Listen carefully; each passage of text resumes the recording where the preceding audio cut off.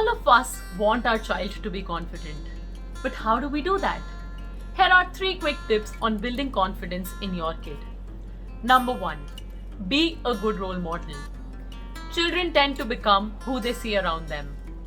So if you are confident in your skin tone, if you are confident in whatever you are doing, children will pick that up from you and become more confident.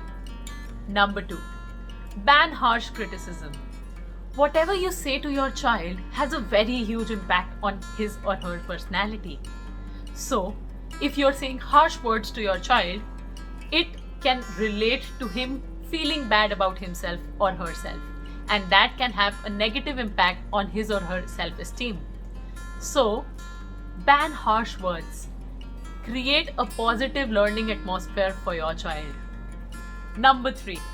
Praise your child. Praise your child, but do it wisely. Overpraising does not help, but compliment your child for whatever efforts they are putting in, whatever time they are putting in learning new things. Hope this helps.